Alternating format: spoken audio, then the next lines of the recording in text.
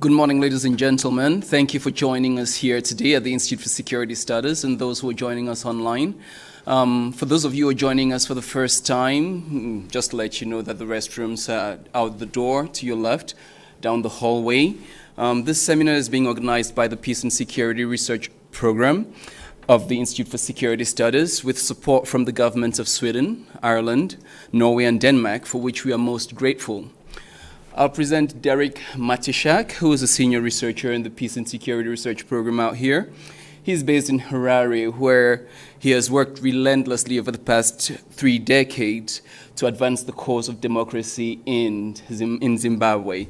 I am Fonte Akun, senior researcher in the Peace and Security Research Program, and I work more on the Central Africa region. The rules are simple. Derek would provide a presentation for approximately 35 to 40 minutes, after which we would go under Chatham House rules, during which would basically be cut off from the news feed for those who of our own online audience. And the rules are simple as well. I mean, you cannot quote anyone unless you get their permission, and you will not quote Derek's responses as well, since it would be a closed and open session for open discussion about Zimbabwe. Early this morning, the 93-year-old Robert Gabriel Mugabe landed in South Africa for bilateral discussions with his South African counterpart, Jacob Zuma. While we had not specifically planned this seminar to coincide with his visit, Mugabe's visit provides us with an opportune moment to actually explore why and how he won in 2013, with an outlook towards the elections coming up in 2018, given the undercurrent of social discontent, economic problems, and so on and so forth that we see in Zimbabwe. As we wade through the competing narratives to explain exactly why Mugabe won in 2013, I would like to paraphrase one of my favorite Zimbabwean authors, Titi Ndangarengba, who exhorts us to be that rare breed who can actually separate our observation from our perception, allowing us to see what is when most people see what they expect. So Derek, please, would you be able to walk us through these competing narratives? Thank you. Thank you very much, Fonte, and good morning, everybody, and thank you very much for coming. As Fonte said, we're going to be revisiting the 2013 elections. I say revisiting, but to some extent, the 2013 election results have never been closely analyzed in Zimbabwe. To some extent, the reaction to the election results in 2013 was one of shock, both by the opposition and ZANU-PF. Many ZANU-PF MPs had no idea how they had won their seats. But the general view, for political reasons, was to look forward and not back, and for that reason there was very little analysis of the 2013 elections. And indeed, the election management body, the Zimbabwe Electoral Commission, when they tabled their report in Parliament over 6 months later than required by statute, it was never debated in Parliament or criticized by the opposition MPs, and there was certainly a lot of ground for criticism. So what I want to run through is not a detailed analysis of the 2013 election results. It's extracting some of the key aspects of the 2013 elections, and then we'll have a look at how that might impact on strategies for 2018 and how ZANU-PF might be approaching the 2018 elections as well. So this is the most significant statistic to me from the 2013 elections. The fact that Mugabe garnered 1.03 million more votes than he had done in 2008, basically increasing his tally from just over 1 million in 2008 to over 2 million in 2013. So what we want to consider is how on earth did that happen? There are various explanations that have been advanced for this phenomenal increase in the number of votes gained by the president. One is the suggestion that there was widespread rigging of the 2013 election. The other narrative was that he was simply more popular and had increased his popularity since 2008 and won on the back of widespread popularity. Answer C is both A and B, and answer D is, well, it's a little bit more complicated than that. I'll go with option D, though it's not really more complicated, it's really a little bit more nuanced than simply to refer to A and B. So the way in which the election result has been approached with the increasing frequency of late is to suggest that Mugabe won on the back of the popular vote. In other words, option B is being advanced. And it's coupled with an idea which was certainly floated around in 2013, that the MDC and Morgan Tsvangirai had campaigned very badly, and also that Tsvangirai had lost a considerable amount of support. And that seemed to be borne out by various opinion polls that had come out just ahead of the election, some 1 year before the election and some a few weeks before the election. So what has been happening in Zimbabwe over the last 8 months or so is what some newspapers have referred to as the new narrative, that the reason why ZANU-PF won in 2013 was really because ZANU-PF had the better policies, Mugabe was the more popular figure, they campaigned very effectively, and they won on the back of this popular support. As if, ladies and gentlemen, Zimbabwe was a democracy. This is part of a sort of campaign that is ongoing to try and rehabilitate ZANU-PF. It's part of a sort of policy of re-engagement, which was nascent before the 2013 elections and gained a lot of momentum after the 2013 elections, where the view was that ZANU-PF has won, that one has no choice other than to deal with ZANU-PF for the foreseeable future, so one may as well re-engage with ZANU-PF. One doesn't want to be seen as re-engaging with the monster, so one tries to rehabilitate ZANU-PF and suggest that perhaps the 2013 election was free and fair and Mugabe won on the back of the popular vote.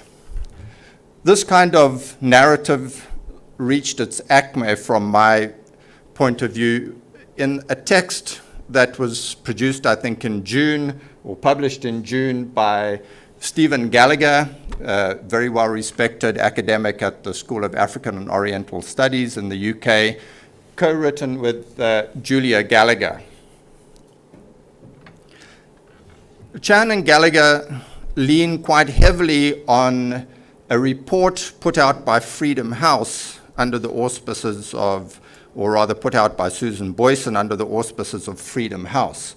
And this was an opinion survey which indicated that ZANU-PF had gained a considerable amount of support since 2008, and the MDC and Tsvangirai had lost a considerable amount of support since 2008. One of the difficulties, however, when one conducts opinion poll surveys around elections under authoritarian regimes is the large number of people who decline to state a preference for a political party. This is generally attributed to the fear factor amongst people who are being polled for these kind of surveys.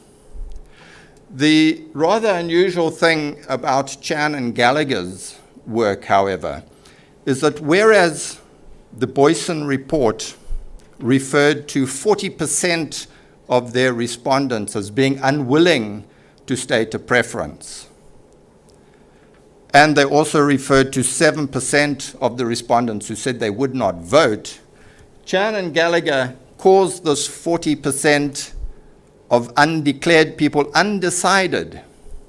I do not know why they've chosen to change the undeclared in the opinion poll to undecided. Chan and Gallagher then say that this 47%, they add in the 7 people who said they wouldn't vote, they add in the 7%, and say these are floating voters who are prepared to wait, see, and judge on the performance and persuasion factors, and they represented everything to play for. Chan and Gallagher then suggest that ZANU-PF then went out on a charm offensive, wooing the electorate with popular policies, apologizing for past misdeeds. And as a result, ZANU-PF won the vote of these 47% undecided voters and swept to victory on the back of this charm offensive. I would suggest that that narrative needs close examination, and we'll have a look at that in what follows. The new narrative suggests that the popular policies of ZANU-PF was based on these four issues: the policy adopted by ZANU-PF in 2010 of indigenization, ZANU-PF's policies around land, ZANU-PF's policies around artisanal gold miners, and their policies around vendors. I intend to explode all of these particular arguments. The indigenization policy in Zimbabwe, which received a lot of press coverage in South Africa and in Zimbabwe, was, if anybody had bothered to examine it, all smoke and mirrors. The indigenization policy had two components. It related to foreign investment and to pre-existing local foreign and white investment. ZANU-PF's election campaign manifesto for 2013 claimed that because foreign and white companies in Zimbabwe were perceived to have assets of about 14 billion, over 14 billion of this 51% would be unlocked, was the word I think they use in their manifesto, would be unlocked by indigenization, and this $7 billion would pour into the economy, would create 2.2 million jobs, and the land of milk and honey would beckon. It was all nonsense. The stated indigenization policy put out by government in 2010 was that 51% of all foreign-owned and white-owned companies in Zimbabwe, 51% of the shares of these companies would have to be ceded to indigenous Zimbabweans. That immediately struck lawyers and anybody involved in business as obvious nonsense. Companies could not cede 51% of their shares to indigenous Zimbabweans for the simple reason that companies do not own their shares. Shareholders own their shares. And it is extremely difficult to enact a law requiring companies to get their shareholders to dispose of 51% of their shares to indigenous Zimbabweans. Which one of sometimes millions of shareholders, which ones of those millions of shareholders were going to be required to relinquish their shares? And it was deliberately kept ambiguous as to whether any money would have to change hands when those shares were transferred. Because it was a legal nonsense to do this, that's not what the legislation required. The regulations required that because government didn't know how to get the shareholders to relinquish their shares, they issued a directive that companies must draw up plans to indicate how they were going to achieve this remarkable feat. So there wasn't so much a requirement as to cede shares as a requirement for companies to draw up so-called indigenization plans to say how they were going to do it. And what most companies did, and they didn't have to do anything until called upon to do so, but what most companies did, if they had to submit indigenization plans, is that they submitted indigenization plans which were simply unimplementable. And there was no criminal penalty attached to not implementing indigenization plans. When government claimed that companies were indigenizing, what they actually meant was that companies had submitted indigenization plans. The result of this was that very little money flowed through to indigenous Zimbabweans. So far from the indigenization policy being this great success which might have attracted votes. If ZANU-PF had lost, people may well have pointed to the indigenization policy as one of the reasons for the loss, because people would have said, you promised us this money would flow from indigenization, and it never did. So I don't think ZANU-PF gained any votes around its indigenization policy. Certainly there was a youth empowerment fund where, as a result of a shakedown of Old Mutual, $10 million was released for the youth to engage in economic projects, but only 5 million of that was dispersed to about 4,000 youths. And of course, this was a means merely of dispensing patronage, so the money went to people who were already known to be ZANU-PF supporters. So this would not have increased the ZANU-PF support base in any way, to my mind, ahead of the 2013 elections. Similarly, with the land policy, there are about 300,000 families who live on land and farmland that they were allocated in terms of the fast-track land reform program in Zimbabwe. The land was always allocated through party functionaries, and of course the land was never going to be allocated to people who did not have some sort of fealty towards ZANU-PF. There's no evidence that the distribution of land increased between 2008 and 2013, and therefore no evidence that the land policy increased ZANU-PF's support base between 2008 and 2013. Certainly it would have maintained ZANU-PF's support base during that period, because the message is always put out to the small-scale farmers that if MDC gets into power, that their land will be taken away from them. And MDC has very little opportunity to counteract that message. So the 300,000 families who hold land as a result of ZANU-PF largesse are certainly going to vote for ZANU-PF, will have voted for ZANU-PF in 2008, but that position would not have changed or increased in any particular way, increased ZANU-PF voters in any particular way ahead of 2013. There's a similar situation with the extensive mining of gold by artisanal miners in Zimbabwe. This occupation is basically unlawful, but government turns a blind eye to it and is taking steps to legalize it because of the vast amount of gold that accrues or contributes to Zimbabwe's GDP. It will expect it to be about over 20 tons, I think, in the coming year, with the artisanal miners contributing towards half of this. In order to be able to access the claims and to carry out the gold mining, you require protection of the police, who work in conjunction with political bigwigs to facilitate the process. And of course, that requires, again, that one shows some sort of loyalty to ZANU-PF, and you're not allowed to access the claims or to mine gold unless you have some sort of ZANU-PF affiliation. But once again, there's no evidence that that situation increased between 2008 and 2013. And indeed, over that period, ahead of 2013, there had been massive crackdowns on the illegal gold miners, referred to as Makorokodza. People had been arrested in dragnet swoops, 9,000 people landed up in prison, etc. These kind of policies are likely to have alienated voters rather than secured their loyalty to ZANU-PF. Although just ahead of the elections, government said they were expediting measures to legalize the gold mining, that was never finalized before 2013.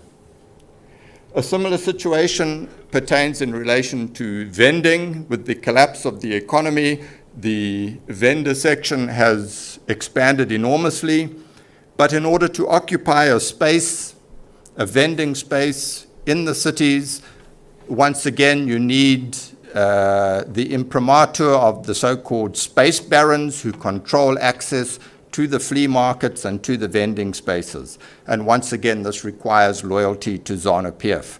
And what happened in the vending spaces is that opposition supporting vendors tended to get pushed out and replaced by ZANU-PF supporting vendors who are then required to pay rentals to ZANU-PF politicians and chefs. Once again, ZANU-PF is controlling that sector, but the vendors with the spaces are already, or were already, extant ZANU-PF supporters, so that would not have contributed, to my mind, to an expanded base for ZANU-PF support.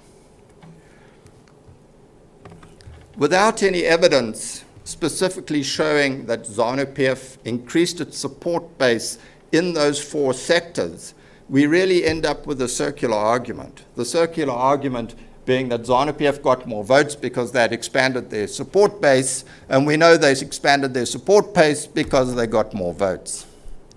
The argument is little more than that. Let's have a look then at the claim that support for Shangirai and the MDC decreased.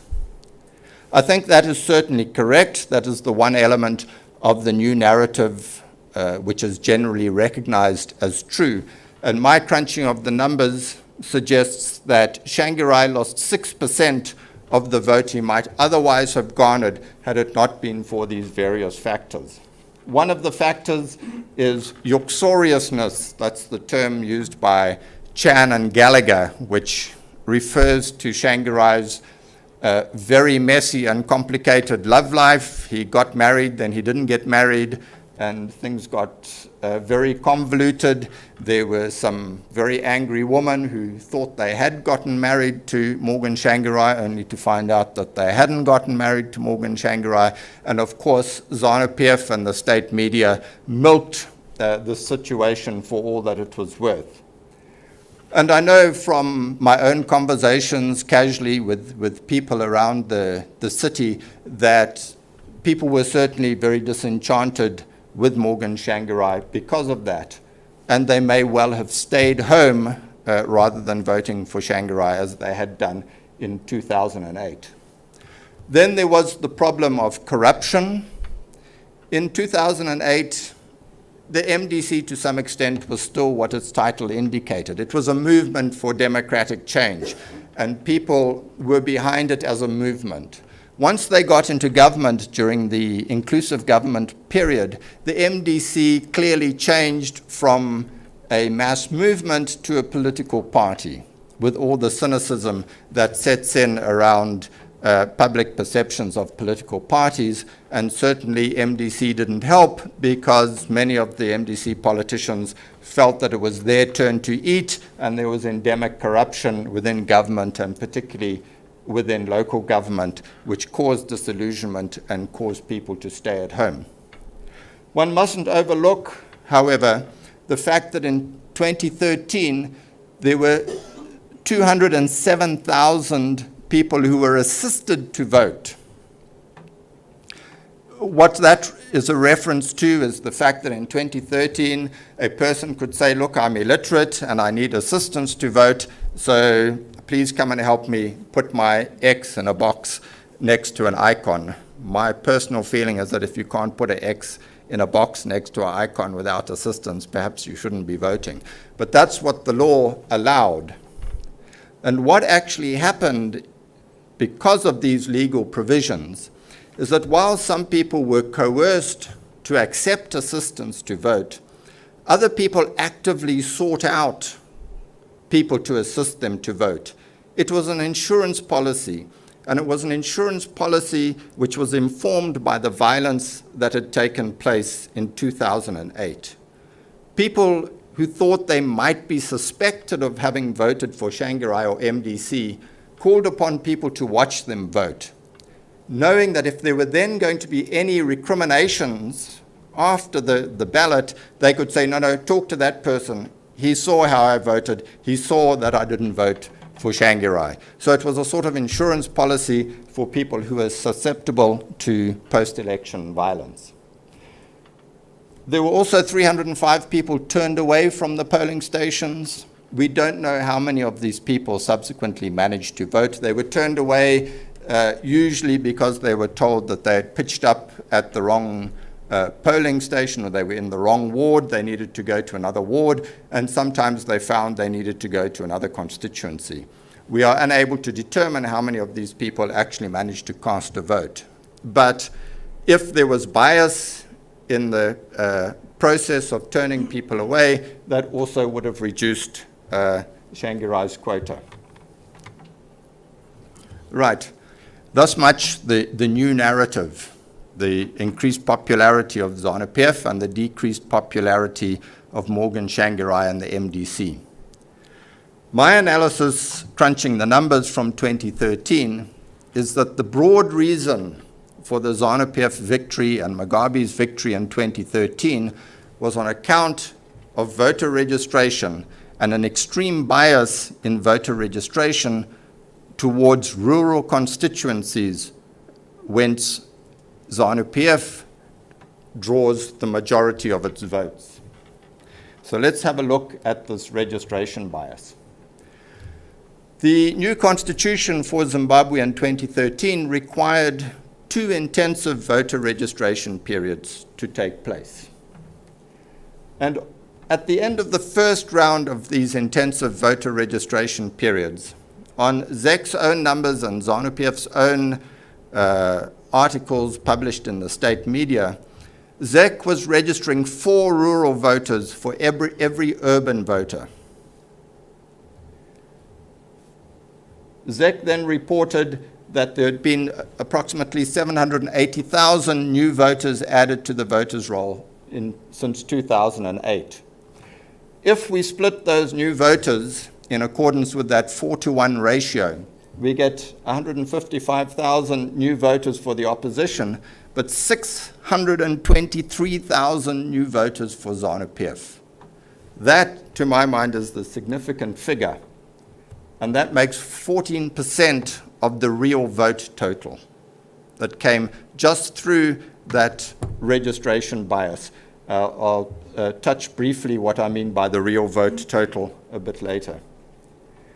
If you have a look then at this table shows the percentage increase in voter registration figures by province. And so if you look, whoops, what have I done?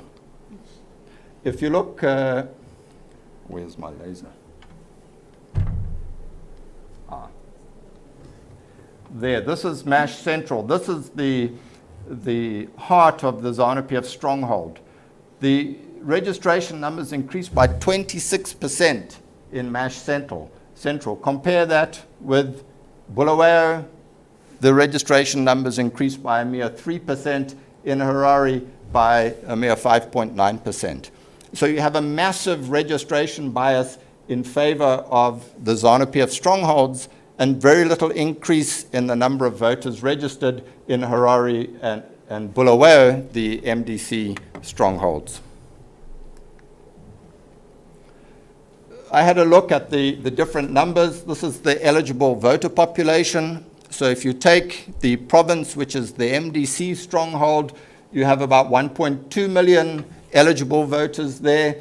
In the Mashonaland provinces, which are all the ZANU-PF strongholds, you have 2.2 million eligible voters. So that indicates the extent of the challenge facing the MDC and the extent to which voter registration bias can affect subsequent polling.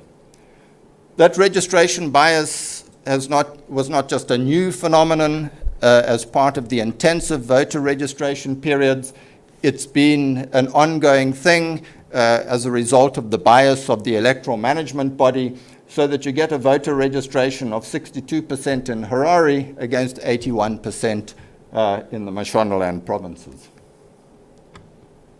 So, rather than looking at the indigenization policy, the land reform program, gold mining and vendors, the most obvious way in which ZANU-PF increased its support base was simply by adding a vast number of rural voters to the voters' roll. And the rural vote is very easily controlled by ZANU-PF. And there are numerous political studies which will indicate how the rural vote is manipulated by incumbent parties in authoritarian states.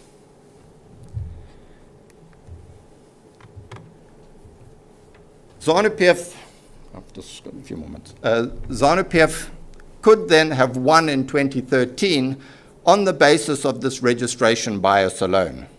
However, ZANU-PF was rather paranoid because of what had happened in March 2008 when they had lost the election. They know that they can win the election through violence, but because of what had happened in the aftermath of the violence of June 2008, in 2013, ZANU-PF decided to have a crack at winning an election without violence. They were not confident enough to win simply on the back of the voter registration bias, so they decided to couple the voter registration bias with endemic electoral fraud. It is very difficult to reveal the extent of that fraud because the Zimbabwe Electoral Commission has refused to release the electronic copy of the voters' roll for 2013. Despite court applications for that roll being made in 2013 and court applications continuing, there's one on the go at the present, the electoral management body has still refused to release that 2013 roll because obviously there are things on it they do not want us to see. What ZANU-PF did in 2013 was to customize the fraud for particular constituencies. Apart from the blanket electoral malfeasance that took place around voter registration, ZANU-PF works very hard, and they customized how they were going to win particular constituencies one by one. So let's return to that key statistic of the 1.03 million extra votes garnered by Mugabe in 2013. We've seen that there were about 780,000 new voters added to the roll. So we have the 700 and something thousand new voters added to the roll. Mugabe gets 1 million more votes. So where does approximately 250,000 votes come from? Do they fall from the sky? There's a further problem, though, because we've seen that of those new voters, about 155,000 would most probably have voted for the MDC. So that makes about 406,000 votes that were cast for Robert Mugabe in 2013. We don't know where they came from. There are various explanations that can be proffered. You could say, well, maybe there were some people who didn't vote in 2008 who suddenly woke up to vote in 2013. That explanation is singularly unlikely. The 2008 elections were probably the freest and fairest we've seen in Zimbabwe. There was an election fever gripping the land. Everybody was motivated to go and vote in 2008. There was absolutely no reason to stay at home. The other explanation, and to my mind, this is the most likely explanation for those 400,000 votes, is that multiple and fraudulent voting took place. And there was some evidence in 2013 of the use of fraudulent voter registration slips. 20 ZANU-PF supporters were in fact found in one constituency with a bag of voter registration slips, which were dished out to people who could then go and vote even though their names were not on the voters' roll. And we saw people being bussed into polling stations, some of whom already had ink on their fingers, being allowed to vote using these voter registration slips. So it's quite likely that those 400,000 votes were fraudulent votes, they were duplicate votes cast. That 400,000 is quite a significant figure. There was also, just to revert back to the loss of MDC seats on a constituency basis, in 2008, the MDC had lost 17 seats on account of splitting the vote in constituencies. In 2013, that figure increased to 21 seats. And of course, if you lose 21 seats, that's 21 seats that goes to ZANU-PF, making a difference of 42 seats in the 260-seat parliament. So MDC did shoot themselves in the foot to some extent. Right, I've only got 5 minutes. Let me just have a look at the one constituency where we managed to unearth electoral malfeasance. We unearthed this because we took the hard copy of the roll and we used optical character recognition software to convert it into the soft copy that the Electoral Commission had refused to supply us with. And we discovered, looking at Mount Pleasant constituency, that over 9,400 people with security sector addresses had been stuffed into the Mount Pleasant constituency. We know they had been stuffed there because by looking at the 2008 roll, we could see that their previous addresses were outside the Mount Pleasant constituency. But some 9,000 of these people were moved into Mount Pleasant constituency and given an address at, say, a police training depot, which we know sleeps at max about 150 people, but you've got thousands of people registered at the address of this police depot. You then have a look at the results of the election in Mount Pleasant, and you can see the increase in the vote. That's ZANU-PF's vote in 2008. That's ZANU-PF's vote in 2013. It leaps by a massive amount. And it's all in Ward 7, where most of these police officers, the roll shows us, were registered. So there's no particular mystery about how ZANU-PF managed to win in Mount Pleasant, which is a seat which has previously been regarded as a very safe seat for the MDC. It was won by the simple expedient of putting these security sector personnel into the constituency. Mount Pleasant now has a security sector population of 35% of the registered voters in Mount Pleasant now have security sector addresses, something that candidates standing in Mount Pleasant in 2018 may want to have a think about. This could not be determined ahead of the election for the simple reason that we were unable to analyze the voters' roll for 2013 ahead of the election and only after the election. So let's just quickly then touch on 2018. Zimbabwe is undergoing a biometric voter registration exercise in which an entirely new voters' roll is being constructed.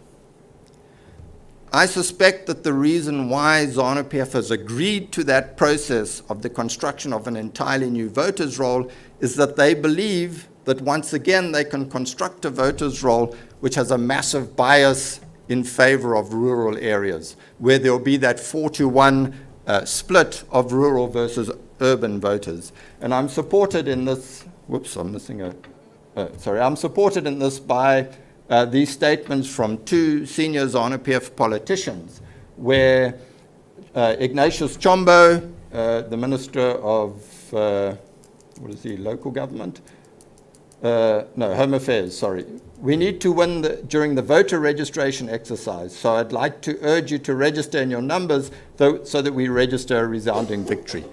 ZANU-PF is clearly stating that they will win the elections through the new voter registration exercise.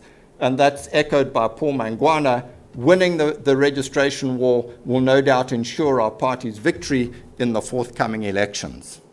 So we already have a problem, or MDC already has a problem, as far as trying to win the vote in 2018 is concerned. And I'll stop there and open to questions.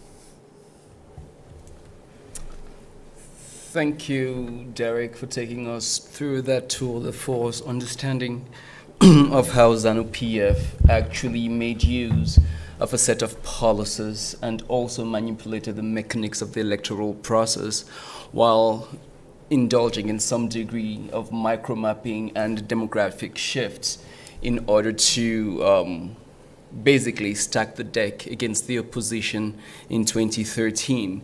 And given that they have perfected the process of managing and micromanaging the electoral process, it's most likely that they are setting themselves up in 2018 to win with Mugabe as presidential candidate, depending on how we'd see that go.